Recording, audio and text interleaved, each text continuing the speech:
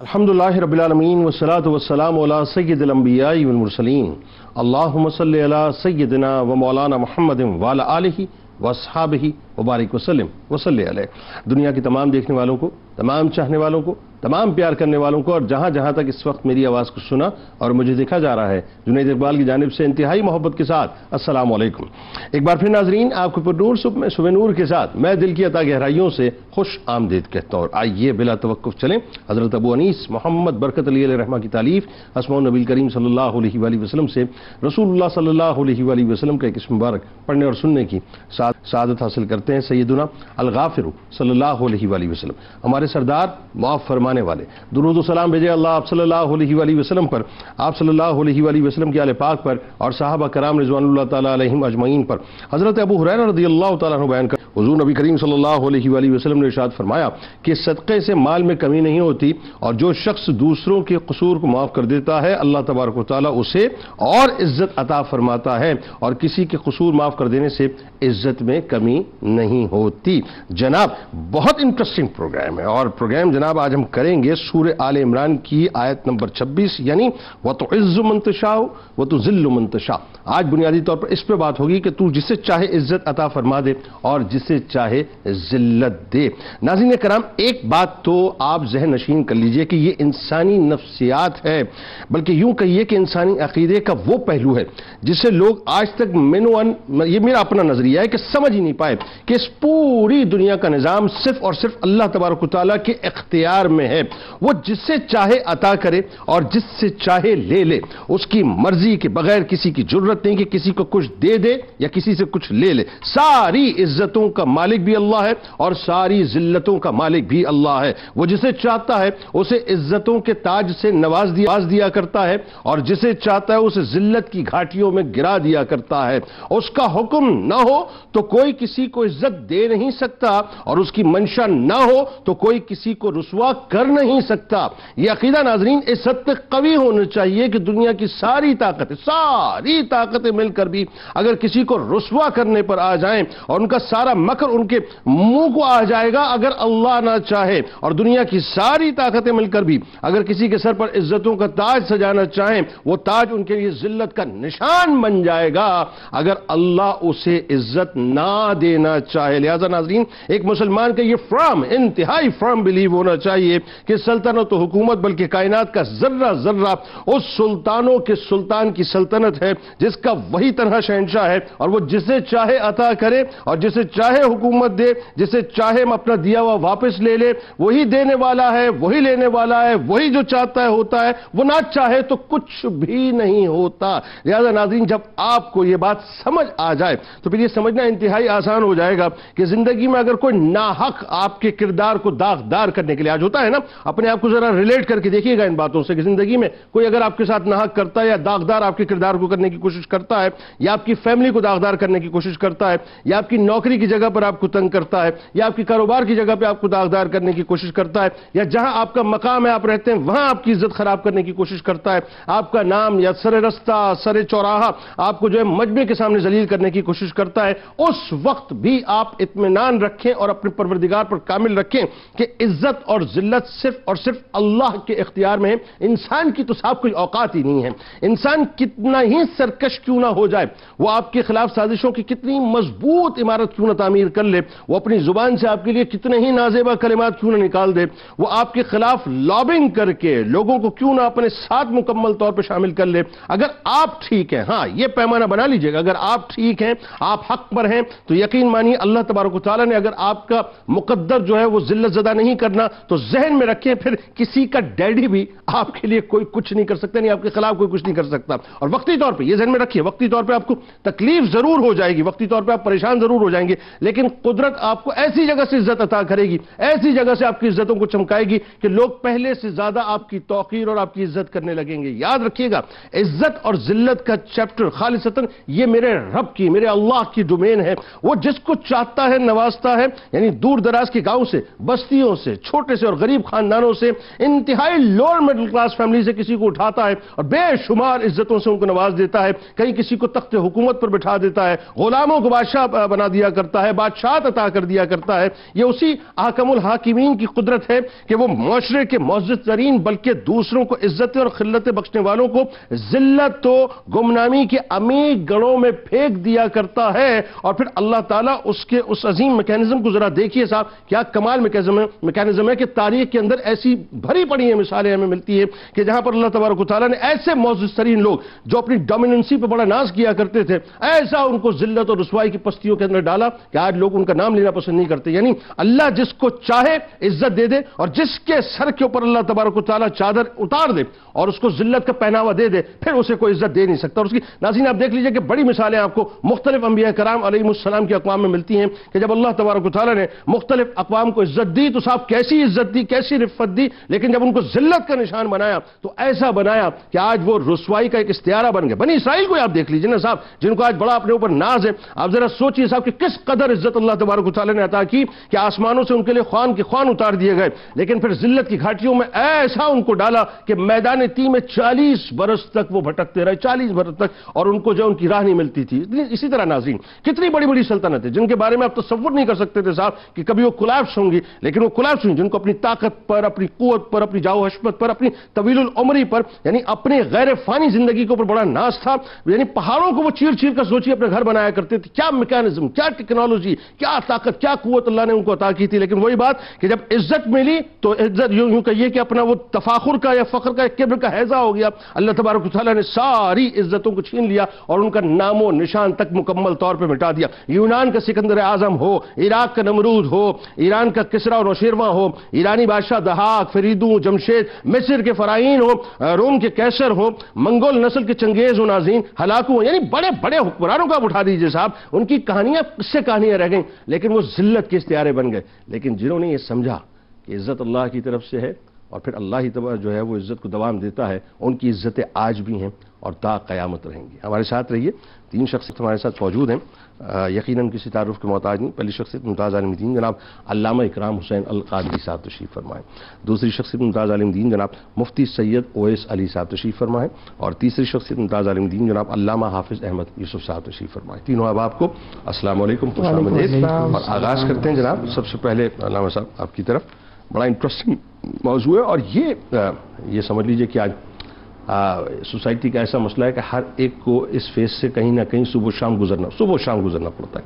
میرے خیال ہے سب سے پہلے تو سورہ آل عمران آیت نمبر 26 اس کا شان نزول یہاں سے آغاز کیجئے کہ اس کا پرسپیکٹو کیا تھا، اس کا بیک گراؤنڈ، اس کا پس منظر کیا تھا، دین اس کے بعد سلسلے کو آگے بڑھاتے ہیں۔ بسم اللہ الرحمن الرحیم۔ بلا شبہ آج کا یہ موضوع اور عنوان انتہائی اہمیت کا حامل ہے، اور سورہ آل عمران کی اس آیت نمبر 26 میں اللہ رب العزت نے جس انداز میں اپنی بادشاہت، اپنی قدرت، اپنی شہنشاہی اور اپنی ملوکیت کا تذکرہ فرمایا ہے، یہ قرآن مجید فرقان حمید کا ایک منتخب اور انتہائی خوبصورت انداز ہے۔ بالخصوص جب ہم اس آیت مبارکہ کے حوالے سے بات کرتے ہیں تو ہمیں یہ بات نظر آتی ہے کہ یہ ایک ایسی دعا ہے جو خود رب ذوالجلال نے امام الانبیاء صلی اللہ علیہ وسلم کو تعلیم فرمائی کہ اس انداز میں مجھ سے دعا مانگو۔ مفسرین نے یہاں پر یہ کلام کیا ہے کہ قرآن مجید فرقان حمید میں وہ دعائیں کہ جو اللہ رب العزت کی جانب سے تعلیم کی گئیں کہ یوں دعا کریں، فرمایا کہ گویا کہ وہ ایسا ہی ہے کہ رب ذوالجلال فرما رہا ہے یوں دعا کرو میں قبول کروں گا۔ تو اب اس آیت میں جو دعائیں مانگی گئی ہیں، اللہ رب العزت نے ان دعاؤں کی قبولیت کو بہت ہی جلد، لوگوں کی توقعات سے بھی پہلے پورا فرما دنیا والوں کے سامنے ذکر فرما دیا کہ جس محبوب نے مجھے مالک الملک کہا ہے اس کا اظہار بھی دیکھ لو کہ واقعی میں مالک الملک ہوں۔ تو اس آیت مبارکہ کے حوالے سے مفسرین کے مختلف اقوال ہیں، لیکن راجح قول یہ ہے کہ یہ غزوہ خندق کا موقع تھا۔ ٹھیک ہے، اور غزوہ خندق کے موقع پر آقا کائنات صلی اللہ علیہ وسلم نے 10 صحابہ کی ڈیوٹی لگائی تھی کہ 10 صحابہ 40 ہاتھ تک خندق کھودیں گے۔ ٹھیک ہے، اور اس طرح سے وہ پوری خندق کو کھودا جا رہا ہے۔ ایک بڑی چٹان آئی ہے جس پر صحابہ نے زور لگایا ہے، لیکن وہ چٹان ٹوٹنے کا نام نہیں لیتی ہے۔ جناب سلمان فارسی رضی اللہ تعالیٰ عنہ حضور کی خدمت میں حاضر ہوئے اور آقا کائنات صلی اللہ علیہ وسلم سے اپنی مشکل کو ذکر فرمایا تو نبی اکرم صلی اللہ علیہ وسلم نے ان کے ہاتھ سے کدال لی اور خود کائنات کے تاجدار صلی اللہ علیہ وسلم تشریف لائے۔ اور یہ مشورہ ہی نہیں کرتا خندق کھودنے کا؟ جی بالکل۔ تو نبی رحمت صلی اللہ علیہ وآلہ وسلم اس چٹان کے پاس تشریف لائے اور آقا کائنات صلی اللہ علیہ وسلم نے کدال سے اس پر 3 ضربیں لگائیں، اور جو 3 ضربیں لگی ہیں تو یہاں مفسرین نے ذکر کیا کہ آقا کائنات صلی اللہ علیہ وسلم نے جب پہلی ضرب ماری ہے تو اس ضرب سے ایک ایسی روشنی نمودار ہوئی، اور نبی اکرم صلی اللہ علیہ وآلہ وسلم نے ارشاد فرمایا کہ میں نے اس روشنی میں حیرہ کے محلات کو دیکھ لیا۔ پھر جب دوسری ماری تو آقا کائنات صلی اللہ علیہ وسلم نے جو روشنی نکلی تو اس کے جواب میں حضور نے فرمایا کہ میں نے روم کے محلات کو دیکھ لیا۔ اور پھر تیسری پر آقا کائنات صلی اللہ علیہ وسلم نے فرمایا کہ میں نے صنعاء کے محلات کو دیکھ لیا۔ اچھا، چٹان پاش پاش ہو گئی، جو رکاوٹ تھی وہ دور ہو گئی۔ اب آقا کائنات صلی اللہ علیہ وسلم نے صحابہ سے یہ وعدہ فرمایا اور انہیں یہ خوشخبری اور نوید دی کہ ان قریب اللہ رب العزت یہ روم و فارس اور یمن جیسے علاقے تمہارے ہاتھوں میں دے دے گا اور اقتدار تمہارے ہاتھ میں ہوگا۔ یعنی پرشین امپائر اور رومن امپائر کے کولیپس ہونے کی نوید آپ نے اس وقت حضور علیہ السلام نے ذکر فرمائی۔ اب جب آقا کائنات صلی اللہ علیہ وسلم کی زبان سے یہ کلمات نکلے ہیں تو پھر دشمنوں کی جانب سے، منافقین کی جانب سے اور مدینہ کے یہودیوں کی جانب سے یہ اعتراض ہوا کہ یہ مسلمان جو خندق کے اندر اتر کر چٹان توڑنے پر قدرت نہیں رکھتے، یعنی عام مسلمانوں کی طرف اشارہ تھا، ان کے پاس جسمانی اتنی قوت نہیں کہ ان سے چٹان ٹوٹتی نہیں، اور یہ کہتے ہیں کہ ہم روم و فارس کو فتح کریں گے۔ کہتے ہیں کہ کہاں یہ اور کہاں اتنی بڑی سلطنتیں۔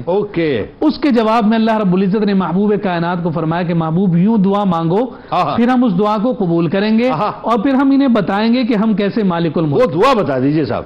اللہم مالک الملکی تؤتی الملک من تشاء وتنزع الملک ممن تشاء۔ تو یہاں فرمایا کہ اللہ رب العزت، اے اللہ مالک الملک، تو ہی ہے جسے چاہتا ہے بادشاہت دیتا ہے، جس سے چاہتا ہے چھین لیتا ہے۔ یہاں مفسرین نے فرمایا کہ تؤتی الملک من تشاء یعنی جن کو تو دیتا ہے، اس سے مراد عرب ہیں، یعنی جو اقتدار عرب کی جانب منتقل ہوا، فرمایا وہ مراد ہے۔ تنزع الملک ممن تشاء جن سے چاہے تو چھین لیتا ہے، تو اس سے روم اور فارس مراد ہیں۔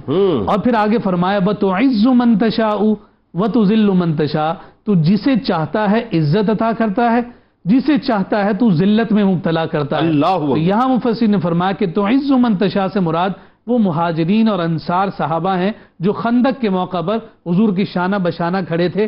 فرمایا کہ عزتیں ساری انہی کی ہیں۔ تو ذل من تشاء، اور اگر چاہے تو جس کو چاہتا ہے اسے ذلت میں مبتلا کرتا ہے، تو اس سے مراد وہ روم و فارس کے امپائرز تھے کہ جو پاش ہوئے اور مسلمانوں نے ان پر حکمرانی کی۔ کیا اچھی تفسیر۔ یہاں پر عہد فاروقی کی بات خاص طور پر مفسرین نے ذکر کی ہے کہ جب عراق کے گورنر حضرت سیدنا سعد بن ابی وقاص رضی اللہ تعالی عنہ کی بارگاہ میں 2000 سال پر محیط اس کسرا کی سلطنت کے جو آخری دائی تھا، اس کا جب سر لا کر رکھا گیا آپ کے یعنی بارگاہ میں جناب سعد بن ابی وقاص کے، تو دربار میں جو لوگ موجود تھے ان کی چیخیں نکل گئیں اور وہ اللہ رب العزت کے جلال اور اس کی قدرت کاملہ پر آنسو بھی بہاتے تھے اور اونچی آواز میں تکبیرات کہتے تھے کہ مولا تو نے مسلمانوں کو اتنی طاقت دے دی کہ انہوں نے کسرا کے بادشاہ کے سر کو اپنے قدموں میں لا کر رکھ دیا۔ اس وقت میرے رونگٹے کھڑے ہو گئے اس بات کو سن کے۔ اور اس موقع پر ہر ایک کی زبان پر صدائے تکبیر بلند تھی اور ہر ایک پر لرزہ طاری تھا اور آنکھوں میں آنسو تھے کہ مولا ساری عزتیں تیری طرف سے ہیں، ساری ذلتیں تیری طرف سے ہیں، تو چاہے تو پھر کسی قطرے کو بھی سمندر بنا دیتا ہے، اور اگر تو چاہے تو سمندر ہو کر بھی اپنی ہیبت کے باوجود اپنے اندر کوئی حیثیت نہیں رکھتا۔ حقیقی قدرت، بادشاہت، ملکیت اور ہر چیز کا اقتدار حقیقی جس ذات کے پاس ہے وہ مالک الملک ہے، جسے مالک الملک محبوب کائنات کی مبارک زبان۔ آخر کے دو جملے کہ بیدک الخیر انک علی کل شیء قدیر۔ بالکل۔ اب یہاں دیکھیے کہ فرمایا کہ خیر اللہ ہی تیرے ہی ہاتھ میں ہے، تو یہاں صرف خیر مراد نہیں بلکہ یہاں شر بھی مراد ہے کہ خیر اور شر دونوں اللہ کے ہاتھ میں ہیں، لیکن ادب کے تقاضے کی بنیاد پر ذکر کیا گیا کہ خیر اور ناممکنات کو ممکن کرنے والی ذات وہی ہے، اس لیے فرمایا علی کل شیء قدیر، اللہ تعالیٰ ہر ممکن شے پر قادر۔ یعنی آپ یہ دیکھیے یہ صرف لوگوں کو سمجھانے کے لیے کہ یہ غزوہ خندق کا وہ موقع، اگر میں ناظرین صرف آپ کو ایک مثال دے کے سمجھاؤں تاکہ آپ کو بات سمجھ آ جائے، یعنی یہ سمجھ لیجئے کہ اس وقت کی نیٹو فورسز جو ہیں وہ مسلمانوں کے خلاف کھڑی ہوئی تھی۔ 3000 کا آپ کا مطلب جو تعداد تھی 12000 کے قریب جو ہے تقریباً، پھر 30,000 کے قریب پورا مطلب، تو وہ اس وقت کی نیٹو فورسز جو ہیں وہ مسلمانوں، اور اس وقت آپ جو ہے انتہائی کمزوری کی مطلب عالم میں تھے، لیکن کمال یہ ہے کہ وہ خندق میں تو اللہ تعالیٰ نے نقشہ بدلا، وہ جو تیقن اور ایمان سرکار علیہ السلام کا مطلب جو خاص کرم تھا امت کے اوپر، وہ آگے کی بشارتیں بھی آپ نے دے دی تھیں۔ تو یہ بنیادی طور پہ یہ ہے کہ آپ اگر کمزور خود ہو کے سوچیں گے تو پھر آپ کمزور ہیں، لیکن اگر آپ نے اللہ پر توکل کر کے سوچا تو پھر اللہ تعالیٰ آپ کو عزتوں کے تاج دیتا ہے۔ اب آئیے ذرا اس بات کی طرف، یہ جو چونکہ یہ بات کرنے کا مقصد یہ کہ اصل اختیار بنیادی طور پہ علامہ صاحب یہ تو طے ہوا کہ اللہ کا ہے، اور پچھلے انبیاء کرام علیہ السلام کے جب ہم قصائص پڑھتے ہیں اور ان کے اقوام کو دیکھتے ہیں تو عزت اور ذلت کی جو واضح مثالیں وہ آپ دیکھیے کتنی واضح طور پہ ہمیں نظر آتی ہیں۔ ذرا اس سلسلے کو اس طرح سے آگے بڑھائیے۔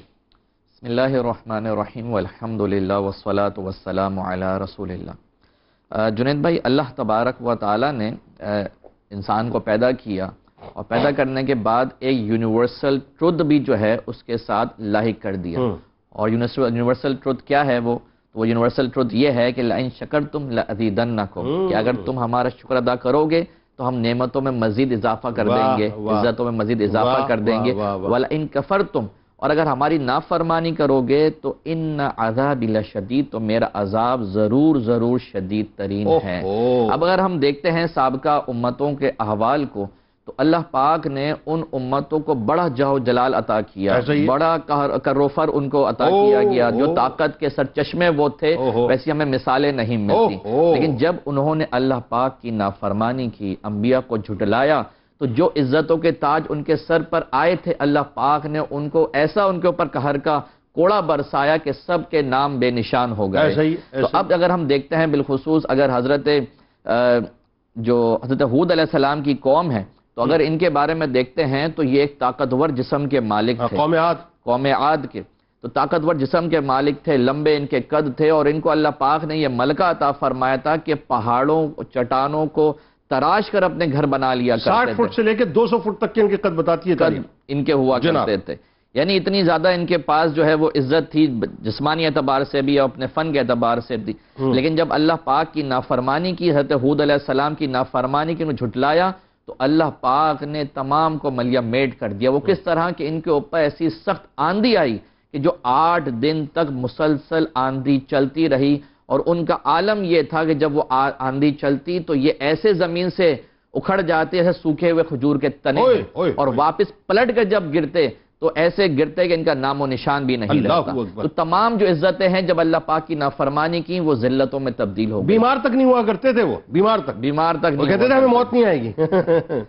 پھر اس کے بعد اگر ہم قوم سمود کو دیکھتے ہیں، صالح علیہ السلام کی، وہ بھی نافرمانی کیا کرتے، تو ان کا تو خود وصف خاص رب تعالیٰ نے قرآن میں بیان فرمایا کہ وَثَمُودَ الَّذِينَ جَابُوا الصَّخْرَ بِالْوَادِ، کہ یہ تو سمود وہ لوگ ہیں جو وادیوں میں پہاڑوں کی جو چٹانیں ان کو تراش کر اپنے گھر بنایا کرتے تھے، اور ان کے اوپر بھی یہ ہوا کہ جب حضرت صالح علیہ السلام کی نافرمانی کی تو اللہ پاک نے زلزلوں کے عذاب میں ان کو مبتلا کر دیا، رسوا کر دیا۔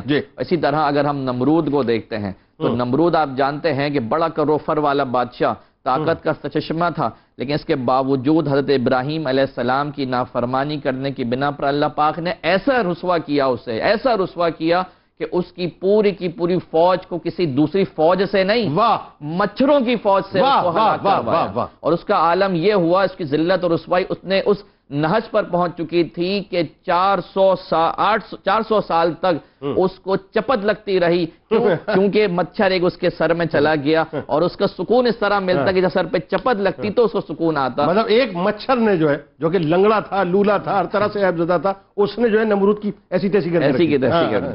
اسی طرح فرعون، جس کے بارے میں رب تعالیٰ نے فرمایا وَفِرْعَوْنَ ذِي الْأَوْتَادِ، یعنی فرعون میخوں والا۔ اچھا، میخوں والا کہنے کی اس کی وجہ یہ بھی ہے کہ یہ اپنے دشمنوں کو جو سزا دیتا تو یہ کیلے اس جسم پہ لگا دیتا، اور ایک وجہ یہ ہے کہ اس کا لشکر اس قدر طویل ہوتا کہ ان لشکر کے جو خیمے باندھنے کے لیے کیلے لگتی، میخیں لگتی، اس کے لیے باقاعدہ طور پہ سینکڑوں کی تعداد میں جانور ہوتے جن کے اوپر وہ کیلے لادی جاتی۔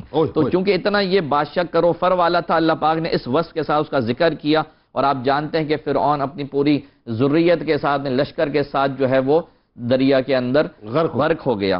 اسی طرح اگر ہم دیکھتے ہیں بنی اسرائیل، جس کا ذکر آپ نے بھی کیا کہ اللہ پاک نے ان کو بڑی فضیلت عطا فرمائی کہ جہاں ان کے لیے جو ہے وہ بغیر کسی محنت اور مشقت کے کھانا تیار ہو کے ان کو مل رہا ہے، وہاں ان کو جو فضیلت دی اس کا سبب یہ تھا کہ ان کے نسب بہت عالی تھے، کہ یہ انبیاء کی اولاد میں سے تھے، لیکن اس کے باوجود جب نافرمانی کی اللہ پاک نے ان کو رسوا کر دیا۔ اور یاد رکھیے ان کی رسوائی کا عالم اس عالم اس نہج کو پہنچ گیا، اس لیول کو پہنچ گیا کہ آج بھی ان کے مقام سے جلد گزر جانے کا حکم دیا کہ یہاں پہ رکو نہیں. کیوں؟ کیونکہ یہ ان کا مقام ہے جن کے اوپر اللہ پاک کی لعنت برسی گئی. تو ہمیں یہ چیزیں جو ہیں وہ جا بجا جھنجھوڑ کے بتا رہی ہیں کہ اللہ پاک کی نافرمانی میں اپنا ایام نہیں اپنا گزار. کیا کہنا، کیا خوبصورت آپ نے مطلب یہ ایک نقشہ کھینچا ہے پچھلی اقوام کا. بالکل درست ہے، اس میں کوئی دوسری رائے نہیں ہے. یہ ساری طاقتیں، ساری عزتیں اور ساری ذلتیں اللہ کے اختیار میں. اب ذرا یہ بتائیے آپ صاحب، یہ جو قومیں یہ سمجھیں کہ یہ جو ذلت ہے، یہ جو مقام ہے، یہ بنیادی طور پہ ہماری اپنی کمائی ہے. تو میں اس سے آگے کا سوال جو کرنا چاہتا ہوں کہ ذرا یہ بتلائیے کہ ایک عام آدمی کیسے سمجھے صاحب کہ عزت کا معیار بنیادی طور پہ کیا ہے. یعنی آج کے دور میں ہم یہ کہتے ہیں نا صاحب کہ کون سے ایسے کام کیے جائیں جس کی وجہ سے ہم عزت دار ہوں، یا خدا نہ خواستہ کون سے ایسے کام ہیں جس کی وجہ سے ہم ذلت کی عطا گہرائیوں کے اندر گر جایا کرتے ہیں. اب اس کو انفرادی طور پہ بھی ڈیفائن کیجئے اور اجتماعی طور پہ بھی ڈیفائن کیجئے، بتائیے ذرا. بسم اللہ الرحمن الرحیم.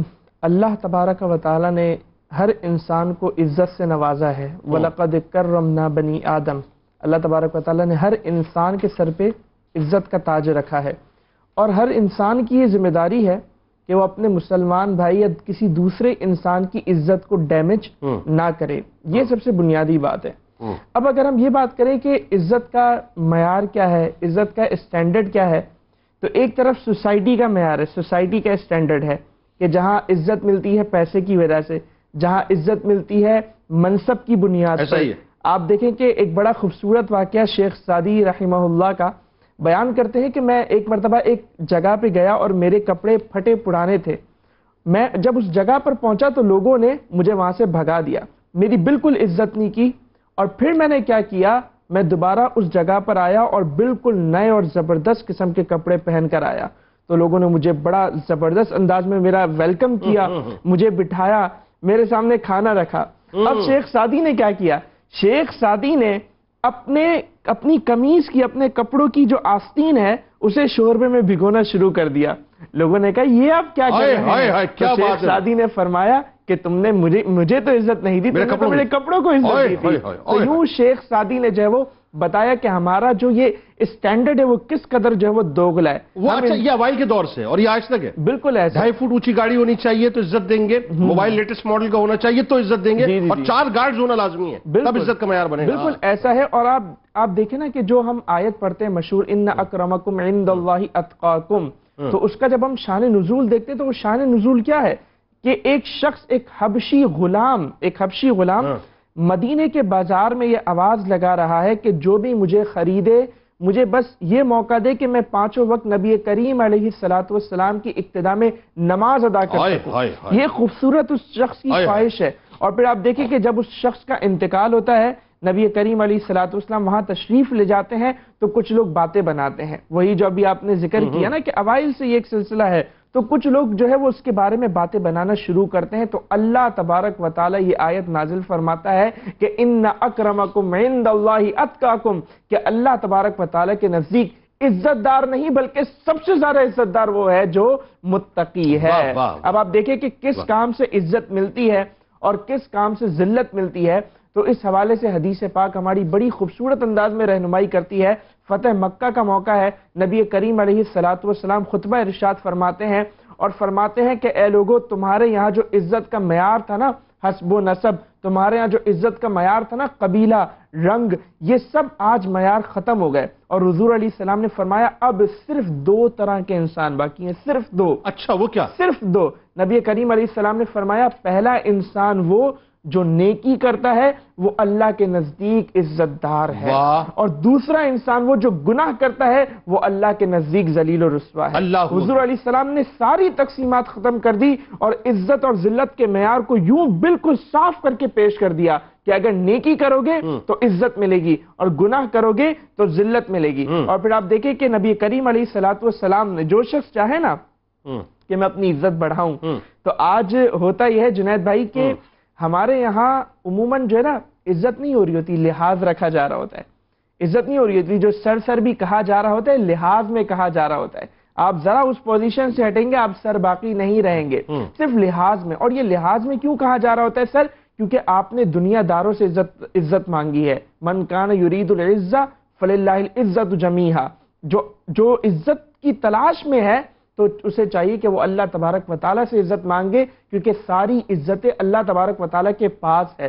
تو آج ہم جو ہے وہ دنیا داروں سے عزت تلاش کر رہے ہیں، جبکہ حدیث پاک میں کتنا پیارا فارمولہ دے دیا ہے کہ اگر اپنی عزت میں اضافہ کرنا چاہتے ہو لوگوں کو معاف کرنا شروع کر دو۔ اور مولا علی رضی اللہ تعالیٰ عنہ کا بڑا مشہور واقعہ، ایک جنگ میں ایک یہودی آپ کے مقابل آ گیا، مولا علی رضی اللہ تعالیٰ عنہ نے اسے پچھاڑ دیا، اس نے مولا علی رضی اللہ تعالیٰ عنہ کے چہرے پر معاذ اللہ تھوک دیا، تو حضرت علی نے اسے معاف فرما دیا۔ اور کیوں معاف فرمایا؟ وہ بڑا حیران ہوا، تو حضرت علی رضی اللہ تعالیٰ عنہ نے فرمایا کہ اب اگر میں تجھ سے بدلہ لیتا تو کہیں نہ کہیں میری انا آ جاتی، وہ جو رضائے الہی کا جو ایلیمنٹ تھا وہ خارج ہو جاتا اور میری انا انوالو ہو جاتی، اسی لیے میں نے تجھے معاف کر دیا۔ اور پھر آپ دیکھیں نا اللہ تبارک و تعالیٰ نے ان ہستیوں کو کیسی عزت عطا فرمائی ہے۔ تو وہ شخص، وہ یہودی نبی حضرت علی رضی اللہ تعالیٰ عنہ کے اس حسن کردار سے اتنا متاثر ہوا کہ اسی وقت کلمہ پڑھ کے اسلام لے آیا۔ ہمارے یہاں اگر ہیومن سائیکی کی آپ بات کریں اور خاص طور پہ بدرجہ اولا اس دور کے اندر آپ دیکھیے، ہمارے یہاں سارا معیار، ہم لاکھ باتیں کر لیں، یہ جو گفتگو ہم کر رہے ہیں نا،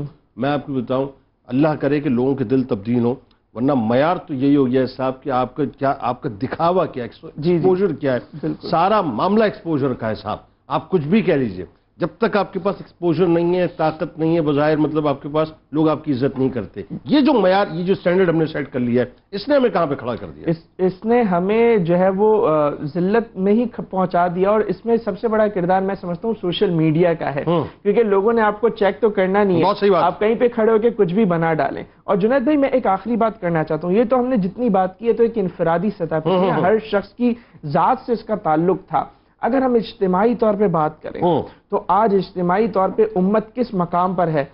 ہم ذلت کا شکار ہیں، اور اس حوالے سے اسلام نے ہماری کیا رہنمائی کی؟ خلیفہ راشد حضرت عمر فاروق رضی اللہ تعالیٰ عنہ نے اپنے عمل سے بتایا تھا بیت المقدس کی فتح کے وقت جب آپ کے کپڑے جو ہے وہ پھٹے پڑانے تھے تو گھوڑا پیش کیا گیا، عمدہ پوشاک پیش کی گئی، حضرت عمر فاروق رضی اللہ تعالیٰ عنہ نے فرمایا کہ اسلام نے ہمیں عزت دی ہے اور اسی میں ہماری عزت ہے۔ بالکل ٹھیک ہے، بالکل ٹھیک ہے، اور یہ 100% ناظرین اس وقت کوئی دوسری رائے نہیں ہے۔ مجھے افسوس اس بات کا ہوتا ہے، اور ظاہر ہے جیسے سوشل میڈیا کا حوالہ حافظ صاحب نے دیا، آج سب سے بڑا پرابلم یہ ہے، اور جب آپ سوشل میڈیا پہ جا کر چیزوں کو دیکھ رہے ہوتے ہیں، مطلب معیار کیا بن گیا ہے۔ میں ابھی دیکھ رہا تھا کچھ عرصے سے جو ہے کوئی ایک ٹک ٹاکر ہے، اب وہ بس میں کیا کہوں، اس ٹک ٹاکر کو لاکھوں کی تعداد میں فین فالوئنگ مل گئی ہے، انتہائی لایانی اور بے معنی اور بیہودہ باتیں کرنے کی وجہ سے۔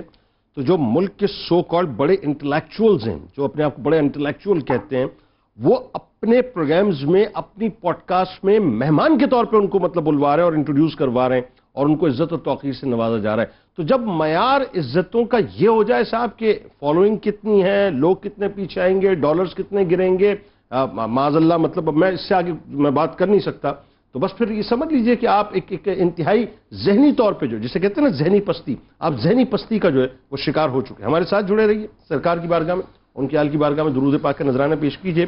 ایک بڑا اہم سوال ہے اور وہ بالکل براہ راست آپ سے ریلیٹ کرتا ہوا ہے کہ کیا کسی بندے کے اختیار میں ہے کہ وہ کسی کو ذلیل کر دے، یا کسی کے اختیار میں ہے کہ کسی کو عزت دے دے؟ درود پاک پیش کیجئے۔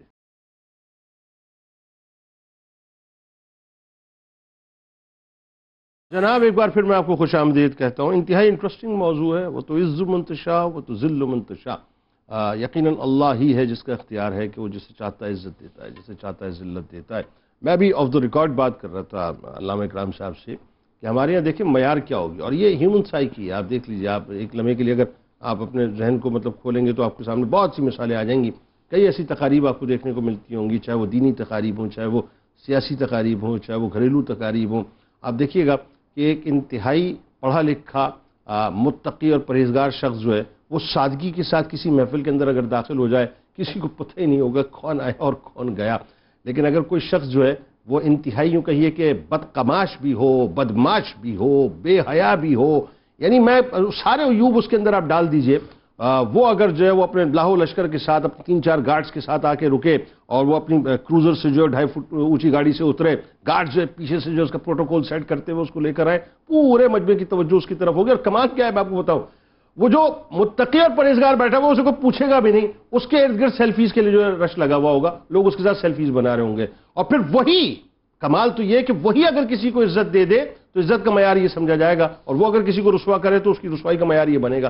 تو یہ تو اس معاشرے کی صورتحال ہوگی. ذرا یہ بتائیے علامہ صاحب، بڑا آسان سا سوال ہے، سادہ سا سوال ہے. گھروں سے لے کے آپ بازاروں تک، چوراہوں تک، پھر اوپر چلے جائیے، کیا کسی بندے کے اختیار میں ہے کہ وہ کسی کو عزت دے یا کسی کو ذلت دے بجز اس کے کہ اللہ کا حکم اس میں شامل نہ ہو؟ بسم اللہ الرحمن الرحیم. دیکھیے قرآن مجید فرقان حمید میں بالخصوص دو مقامات پر بڑے واضح طور پر اور بڑے کیٹیگوریکل انداز میں عزت اور ذلت، وقار، شرف اور ان جملہ معیارات کی ملکیت اللہ رب العزت نے اپنی جانب متوجہ فرمائی. ایک مقام ہے سورہ زخرف کا جس میں فرمایا اہم یقسمون رحمت ربک نحن قسمنا بینہم معیشتہم فی الحیات الدنیا. کیا تیرے رب کی رحمت کو بانٹنے والے یہ لوگ ہیں؟ اہم یقسمون رحمت ربک، یہاں رحمت سے مراد مفسرین نے عزت بھی لیا کہ کیا تیرے رب کی جانب سے بنائی گئی عزت کو بانٹنے والے یہ لوگ ہیں؟ نحن قسمنا، ہم ہیں بانٹنے والے، ہم ہیں لوگوں کو عزت اور ذلت دینے والے، ہم ہیں اپنی رحمت کو تقسیم کرنے والے. دوسرا مقام جو ہے سورہ قصص کا ہے جس میں اللہ رب العزت نے فرمایا وَرَبُّكَ يَخْلُقُ مَا يَشَاءُ وَيَخْتَارُ، تیرا رب ہی ہے کہ جو چاہتا ہے پیدا فرماتا ہے، وَيَخْتَارُ، اور اس میں جو بھی انفرادیت رکھتا ہے، جو شان، جو عزت اور جو شرف اور جو مقام رکھتا ہے. تو یہ دو آیات بڑی واضح طور پر اس بات کو ذکر کر رہی ہیں کہ عزت کی تقسیم بھی اسی کے ہاتھ میں ہے. پھر اللہ رب العزت ہی کے دست قدرت میں ہے کہ جس کو چاہے عزت عطا فرمائے، جس کو چاہے ذلت کے گڑھوں میں ڈال دے. بالکل ٹھیک، یہ اس کی تقسیم. بالکل ٹھیک. پھر یہ ہے کہ چونکہ یہ عالم اسباب ہے تو اللہ رب العزت اس عزت کی تقسیم کے لیے اسباب پیدا فرماتا ہے، جس کی جانب آپ نے بجوز کے ذکر کے ساتھ بیان فرما دیا کہ بجوز کے اللہ کا حکم ہو کہ کسی کے ساتھ اتصال کی وجہ سے عزت مل جائے. یہ بات واضح ہے اور حافظ احمد صاحب نے بڑے واشگاف انداز میں اس بات کو ذکر کر دیا کہ اللہ رب العزت کا قرب ہی معیار عزت ہے، اور اس میں تمام کا تمام عزتوں کا مدار ایمان کی بنیاد پر. بالکل ٹھیک ہے. معیار عزت ایمان ہے. ٹھیک ہے. ایمان نہیں ہے تو گویا کہ عزت کی کوئی حیثیت باقی نہیں رہتی. بالکل ٹھیک ہے. المیہ یہ ہو گیا کہ ہم نے عزت کے ساتھ شہرت کو جوڑا، اور شہرت کو دیکھ کر ہم کہتے ہیں کہ فلاں کی عزت ہے. ایسا نہیں ہے. سر یہ فرق بتائیے. عزت الگ ہے اور شہرت الگ ہے. بالکل ٹھیک ہے. میں ایک چھوٹی سی مثال آپ کو دیتا ہوں. گزشتہ سال ہمارے بڑے استاد صاحب لاہور سے تشریف لائے کراچی، اور ہم ایک پسماندہ علاقے میں پروگرام میں گئے. ہمارے ساتھ اسی سندھ کے ایک بہت بڑے عہدے پر فائز ایک شخصیت ہمارے ساتھ تھے. درس کے بعد لوگوں کی لمبی لائن لگی ہمارے ان استاذوں کے ہاتھ چومنے کے لیے، دست بوسی کے لیے. واہ. وہ جو اقتدار کے منصب پر فائز شخص ہے، یعنی اس کی عمر بھی 60 سال سے اوپر ہے اور 35-40 سال کا عرصہ اسے سرکاری عہدوں پر ہو گیا. ٹھیک ہے. وہ وہ ایک پلر کے ساتھ ٹیک لگائے روئے چلے جا رہا ہے، اور لوگوں کو دیکھے جا رہا ہے کہ ایک بزرگ شخص ہے اور وہ محض کھڑا ہوا، لوگ آ رہے ہیں اس سے ہاتھ ملا رہے ہیں، اس کے ہاتھ سے چوم رہے ہیں. واہ واہ واہ. تو اس سے جب بعد میں دریافت کیا تو وہ روتے ہوئے کہنے لگا کہ ہم نے ساری زندگی گزار دی، کسی نے آ کر ہمارا ہاتھ آج تک نہیں. ہائے ہائے ہائے، کیا بات ہے بھائی، کیا بات. اور اس کے یہ الفاظ جو ہے وہ گویا کہ ہمیں نمناک کرنے کے لیے کافی تھے کہ واقعی دین جسے عزت دیتا ہے نا وہی پائیدار عزت. کیا کہنے. سبحان اللہ. اور یہی بات بڑی واضح ہے، جیسے آپ نے ذکر کیا کہ کوئی متقی شخص آ کر ایک سمت بیٹھ جاتا ہے، اسے کوئی پوچھتا نہیں. کوئی بات دنیا نہ پوچھے، جسے رب پوچھتا ہے نا اسے پھر ضرورت نہیں ہوتی کہ دنیا اسے پوچھے. واہ واہ واہ، کیا بات. اور پھر اسی بنیاد پر ہی ہم دیکھتے ہیں کہ اللہ رب العزت کی اس تقسیم کو اگر کوئی اپنے ہاتھ میں لینے کی کوشش کرتا ہے، عام طور پر آپ رشتہ داروں میں دیکھ لیجئے، خاندانوں میں دیکھ لیجئے، احوال ہمارے سامنے ہے. ہم تو موقع کی تلاش میں ہوتے ہیں کس شخص کو ہم کیسے ذلیل اور رسوا کر سکتے ہیں. ایسا ہی ہے. عزت ہم نے کسی کو کیا دینی ہے، ہم اس کوشش میں ہوتے ہیں کہ کسی کو نیچا کیسے دکھانا ہے، لوگوں کے سامنے رسوا اسے کیسے کرنا ہے. پردہ پوشی کا عنصر تو گویا کہ ہمارے معاشرے سے اٹھ ہی گیا ہے. جی جی. اور جس کے بارے میں کائنات کے تاجدار صلی اللہ علیہ وسلم نے اپنے رب کو ستار کہہ کر پکارا ہے. اللہ. وہ ستار العیوب ہے. اللہ. اور اس کے وصف کو ترک کر کے ہم لوگوں کے سامنے جب لوگوں کی عزتوں کو اچھالتے ہیں تو پھر اندازہ کر لینا چاہیے کہ ان عزتوں کا خالق بھی وہی رب ہے اور اس کی تقسیم کرنے والی ذات بھی رب ذوالجلال کی ہے. یہاں وہ روایت میں آپ کی خدمت میں عرض کرنا چاہتا ہوں، موسوعہ ابن ابی دنیا میں اس روایت کو ذکر کیا گیا کہ کائنات کے تاجدار صلی اللہ علیہ وسلم نے ارشاد فرمایا کہ یہ جو سود ہے نا، سود یہ 70 گناہوں کا مجموعہ ہے. اچھا.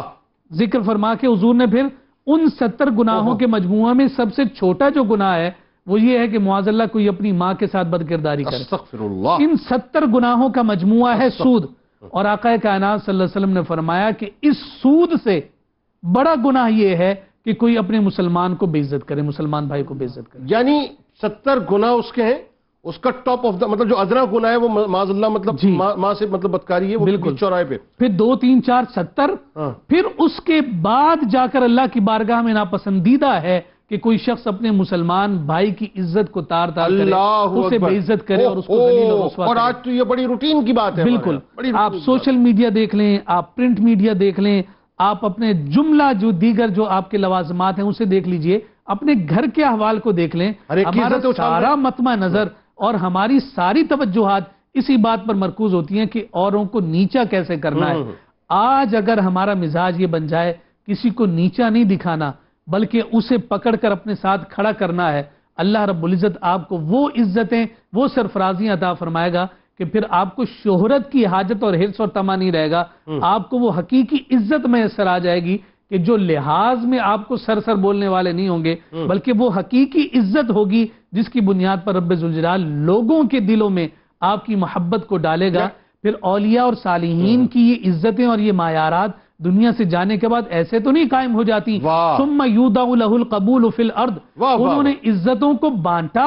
واہ. اللہ رب العزت نے لوگوں کے دلوں میں ان کی عزتوں کو ایسا جاویداں کر دیا کہ آپ نے خود ذکر کیا کہ فلاں کی داستان فلاں کی داستان جی. فلاں کی داستان وہ ساری کہانیاں ہو کر رہ گئیں. لیکن آج جو حقیقی داستان ہمیں نظر آتی ہے تو داتا گنج بخش کی نظر آتی ہے، غریب نواز کی نظر آتی ہے، بابا فرید کی نظر آتی ہے، غوث الاعظم کی نظر آتی ہے.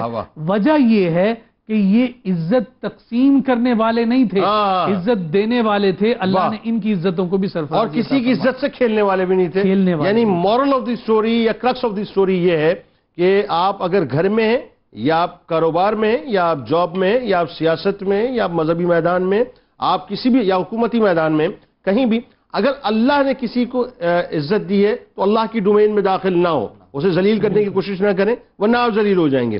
اور اللہ نے اگر کسی کے مقدر میں رسوائی لکھی ہے تو آپ بلا وجہ جو ہے اس کے سر کے اوپر عزتوں کا تاج نہ سجائیں ورنہ خدا نہ خواستہ وہ جو ہے نا کہ بے عزتی کی ہنڈیا جو ہے وہ آپ کے دامن میں آ کے جو ہے مطلب گر جائے گی. اچھا اب ذرا یہ بتائیے علامہ صاحب، اور یہ بھی بڑی ایک سمجھ لے کہ ایک عام سطح کی ریلیٹڈ بات ہے کہ معاشرے میں یہ بھی ظاہر ہے مطلب دیکھا گیا ہے کہ انسان عموماً جو ہے وہ اگر آپ گھر کی سطح پہ بات کر لیں، اس وقت بہت سی خواتین سن رہی ہوں گی، یہ ان کے بھی مطلب سمجھ لیجیے کہ ایک ٹپیکل مسائل میں سے ایک مسئلہ یہ ہوگا کہ بھئی حق پہ تھی میں، یا میں سچی تھی یا میں سچا تھا، بات یہ ہے لیکن اس کے باوجود لوگ مجھے ذلیل کر دیتے ہیں، اس کے باوجود لوگ مجھے جھوٹا قرار دے دیتے ہیں. اب آپ اس بات کو بڑھاتے چلے جائیے، آپ جابز میں چلے جائیے، آپ کاروبار میں چلے جائیے، اور بات وہ جو جھوٹا ہوتا ہے وہ اپنے آپ کو جو ہے وہ عزت بنا مطلب باقاعدہ عزت دار بنا کے لوگوں کی عزتوں سے کھیل جایا کرتا ہے.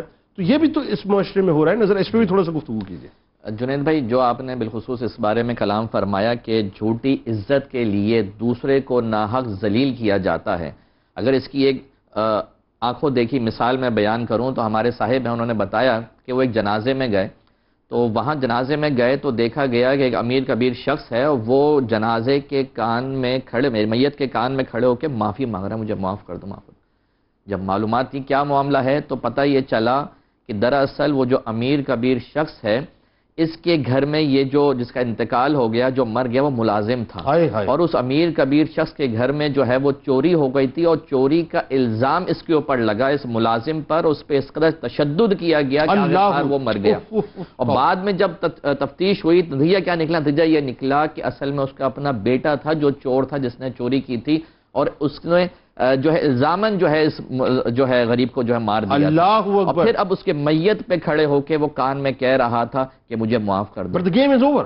ہاں the game is over. اب وہ جو ہمارے صاحب تو بتا رہے ہیں کہ میں نے کہا کہ حضور اب کچھ نہیں ہونے کا، اب یہ فیصلے اللہ پاک کی بارگاہ میں ہونے ہیں، کیونکہ وہ بارگاہ وہ ہے کہ جہاں پر حضور علیہ السلام نے ارشاد فرمایا کہ بروز محشر سینگ والی بکری نے بھی اگر بے سینگ والی بکری کو مارا تو اس کا بھی بدلہ اس کو لیا جائے. کیسی شدید حدیث ہے یہ، کیسی شدید حدیث ہے. اس سے اندازہ لگائیے کہ وہ تو وہ مقام ہے، وہ تو وہ جگہ ہے جہاں پر تو ظالم کو تو بے نام و نشان کر دیا جائے گا اور مظلوم کی وہاں پہ فریاد رسی کی جاتی ہے. حضور علیہ السلام نے اسی طرح جو جھوٹی عزت کے جو حوث ہوتے ہیں اور حارث ہوتے ہیں، تو ان جھوٹی عزت والوں کو حضور علیہ السلام نے جو اس جھوٹی عزت کی بنا پر دوسرے پہ ظلم کرتے ہیں ان کے بارے میں فرمایا صحابہ سے کہ تم بتاؤ مجھے مفلس کون ہے؟ تو صحابہ نے عرض کی مفلس تو وہ ہے جس کے پاس مال و متاع نہیں ہے۔ حضور علیہ السلام نے فرمایا کہ مفلس وہ نہیں جس کے پاس مال و متاع نہیں، بلکہ مفلس وہ ہے کہ جو بروز محشر آئے گا اپنی نیکیوں کے ساتھ، اپنی نمازوں روزوں کے ساتھ، لیکن اس نے کسی کے اوپر ظلم کیا ہوگا، کسی کو ناحق ستایا ہوگا، کسی کی ناحق بے عزتی کی ہوگی، اپنی جھوٹی انانیت کے لیے ناحق قتل کیا ہوگا، تو ایسی صورت میں اس کی جو نیکیاں ہوں گی اس مظلوم کو دے دی جائیں گی، اور پھر اگر وہ کم پڑیں گی تو اس مظلوم کے جو خطا ہوں گی وہ اس کے اعمال میں ڈال دی جائیں گی، یعنی اس کے گناہ جو اس کے خاتے میں ڈال دی جائیں گے۔ اور فرمایا کہ وہ جہنم میں جا گرے گا۔ تو مظلوم کا معاملہ تو بڑا ہی سینسیٹیو ہے، کیونکہ جب ہم کسی کو اپنی عزت بچانے کے لیے آپ کو جو سامنے والے کو ذلیل کر رہے ہیں نا، تو اس پہ ایسا ظلم کر رہے ہیں، اس کے اوپر ظلم کی وہ داستان ہم رقم قائم کر رہے ہیں، تو یاد رکھیے کہ حضور علیہ السلام نے ارشاد فرمایا مظلوم کی جو آہ نکلتی ہے، جو اس کی بد دعا نکلتی ہے، فرمایا کہ اتقوا دعوت المظلوم وان کان کافرا، کہ مظلوم کی بد دعا سے بچو اگرچہ وہ کافر ہو۔ علامہ صاحب ایک بات یہ بتائیے ذرا، قطع کلام کی معذرت، آپ بات کو کنٹینیو کیجئے گا اس میں اگر کوئی جملہ آپ کو باقی ہو تو، کہ یہ میں آپ کو کہا نا کہ یہ اگر آپ عمومی طور پر معاشرے کو دیکھیں نا، یہ ایک عام سی بات اب ہوتی جا رہی ہے کہ انسان حق پر ہوتا ہے، سچ پہ ہوتا ہے، اپنے آپ کو جسٹیفائی نہیں کر پاتا، سامنے جھوٹا ہوتا ہے اور وہ جو ہے اس حد تک جھوٹ کا سمجھ لیجئے کہ ایک پورا پہاڑ بنا دیتا ہے، آپ اس کے تلے دب جاتے ہیں بالکل۔ تو اس صورت میں کیا مطلب کرے پھر آدمی؟ دیکھیں یہ جھوٹ کا جو یہ بلبلہ بنا رہا ہے نا، یہ بلبلہ عنقریب پھٹنے والا ہے، اور اس پھٹنے میں جو اصل نشانے پر ہوگی ذات وہ وہی ہوگی جو جھوٹی عزت قائم کر کے بیٹھے ہوئے ہوں گے،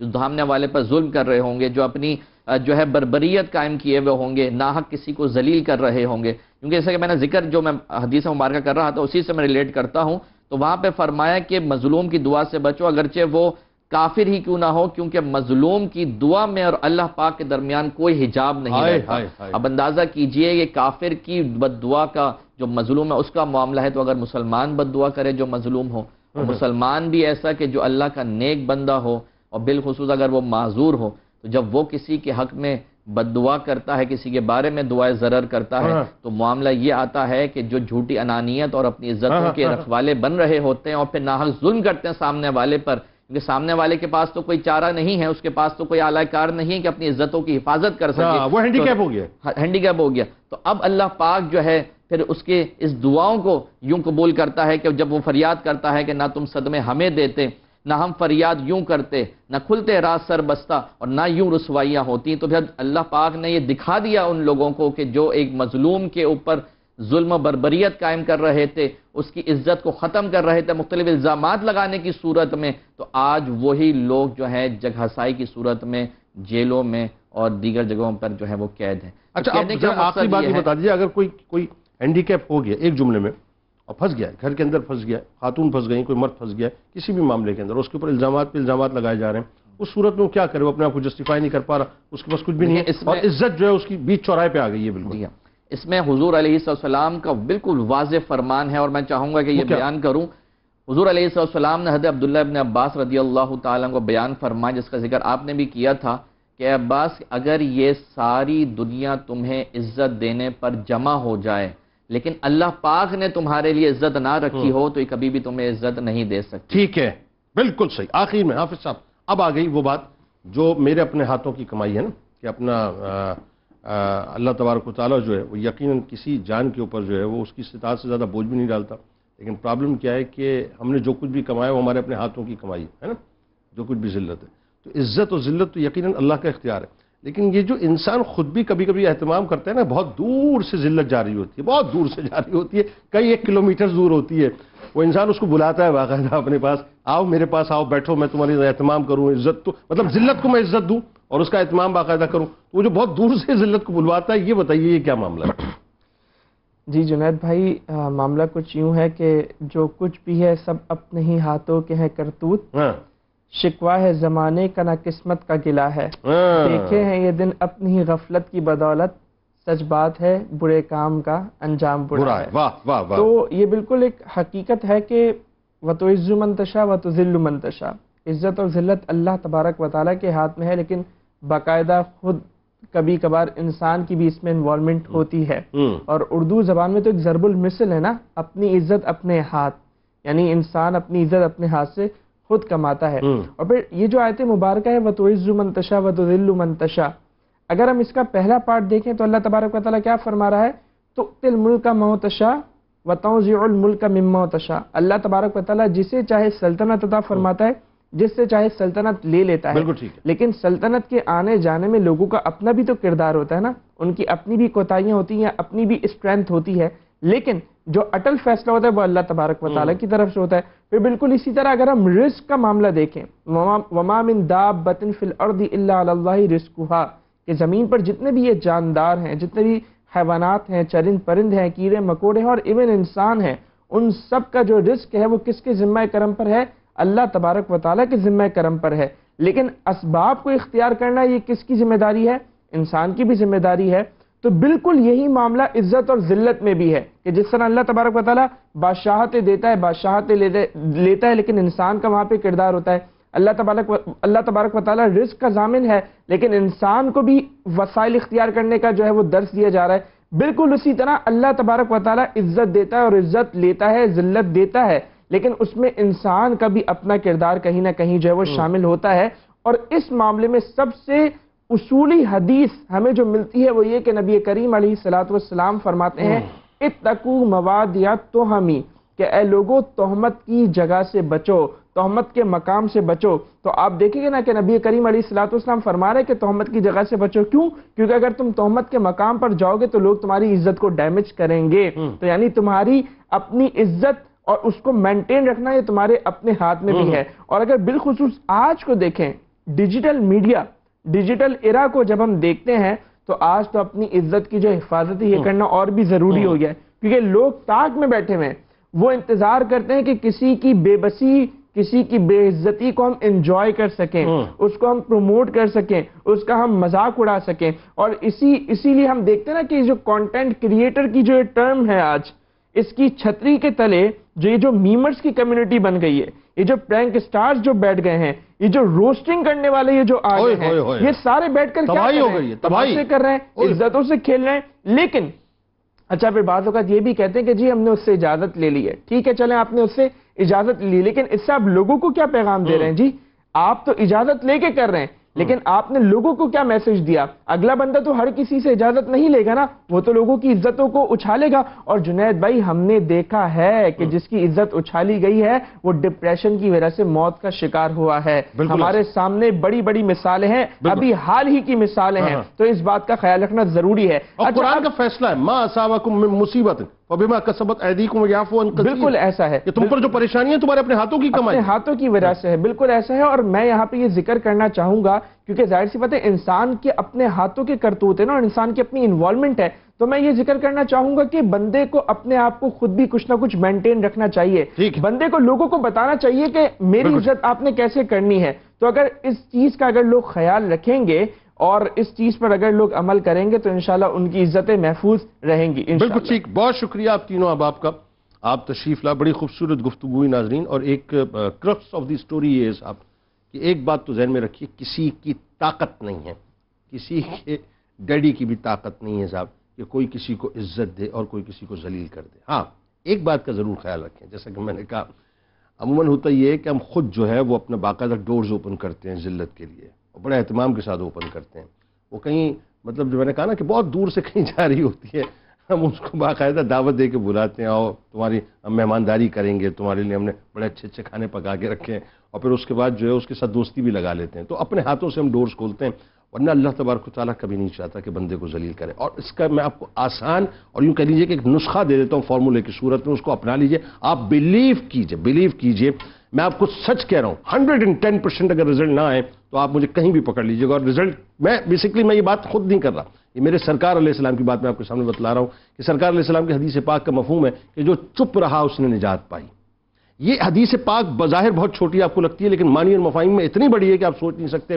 چپ رہنے کی عادت بنا لیجئے، اللہ تبارک و تعالیٰ آپ کو وہ عزتیں دے گا جس کے بارے میں آپ تصور بھی نہیں کر سکتے. کتاب الشفا قحط سالی کا خاتمہ اس کے حوالے سے وظیفہ آپ کو بتلاتے ہیں کہ اگر گھر میں قحط سالی ہو خدا نخواستہ تو کثرت کے ساتھ دعا پڑھیں، استغفر اللہ ربی من کل ذنب واتوب الیہ، انشاءاللہ بہت جلد جو ہے وہ اپنا قحط سالی کا خاتمہ ہو جائے گا۔ امام محمد تقی علیہ السلام کا قول مبارک ہے کہ دین عزت ہے، علم خزانہ ہے اور خاموشی نور ہے۔ دیکھ لیجئے وہی بات آ گئی، خاموشی نور ہے۔ روزنامہ 92 نیوز میں آج مضمون ضرور پڑھیے گا اس حوالے سے کہ اللہ تبارک و تعالیٰ جسے چاہتا ہے عزت دیتا ہے، جسے چاہتا ہے ذلت دیتا ہے۔ ایکس پہ ہمیں فالو کر لیجئے، فیس بک پیج کو لائک کر کے یوٹیوب چینل کو سبسکرائب کر لیجئے گا۔ آپ ہمارے ساتھ موجود ہیں، ہم آپ کے ساتھ موجود ہیں، مل کے نعرہ لگائیں گے، لیکن اس سے پہلے ذرا اپنی روح سے تجدید عہد وفا، لا یؤمن احدکم حتی اکون احب الیہ من والدہ وولدہ والناس اجمعین۔ اللہ تعالیٰ آپ کا، ہمارا، ہم سب کا، پاکستان کا، امت مسلمہ کا اور غزہ کے رہنے والوں کے لیے خاص طور پہ دعا کیا کیجئے، ان کا حامی و ناصر و آمین۔